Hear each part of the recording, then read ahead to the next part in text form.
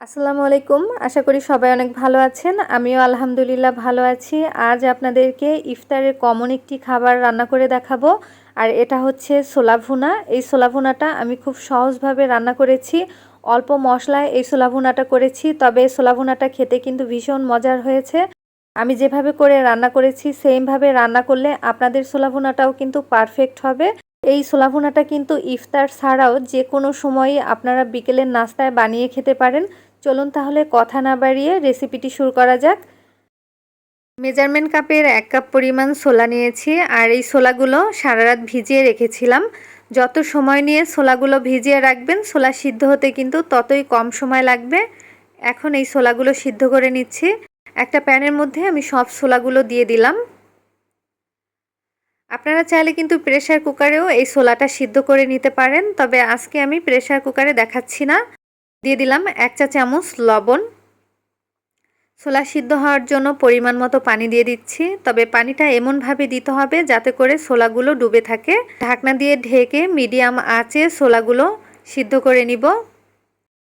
ঢাকনাটা তুলে নিচ্ছি, আর এরই মধ্যে কিন্তু ছোলাগুলো সিদ্ধ হয়ে গেছে। আমি কয়েকবার নেড়ে দিয়েছিলাম। ছোলাটা কিন্তু এখন পুরোপুরি সিদ্ধ হয়ে গেছে। আমি আপনাদেরকে একটু দেখিয়ে দিচ্ছি।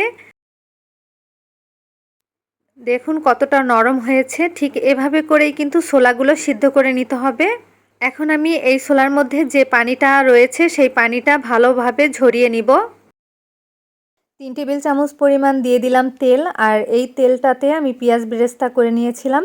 1 কাপ পরিমাণ কিউব করে রাখা আলু দিয়ে দিলাম। হাফ চা চামচ লবণ,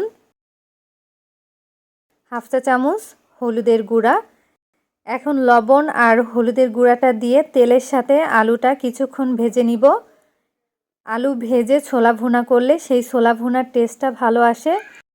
চাইলে কিন্তু সিদ্ধ করে ব্যবহার করা যাবে, তবে সিদ্ধ আলুর চাইতে ভাজা আলুর টেস্টটা কিন্তু ভালো আসে। আর আলু ভাজতে ভাজতেই কিন্তু অনেকটা নরম হয়ে যাবে।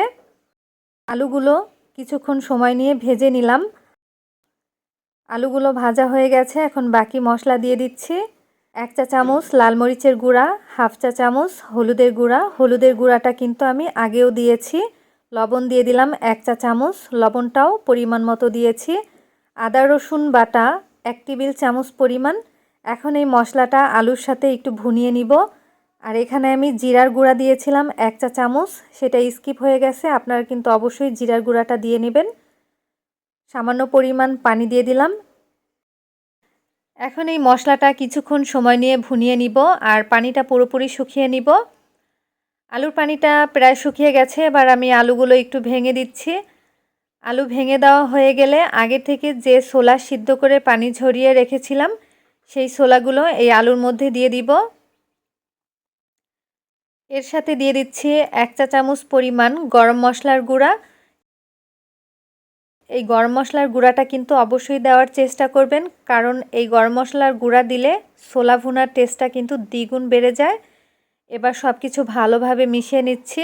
যেহেতু ছোলাগুলো আমি খুব ভালোভাবে সিদ্ধ করে নিয়েছিলাম, তাই এ সময়টাতে কোনো পানি ব্যবহার করব না।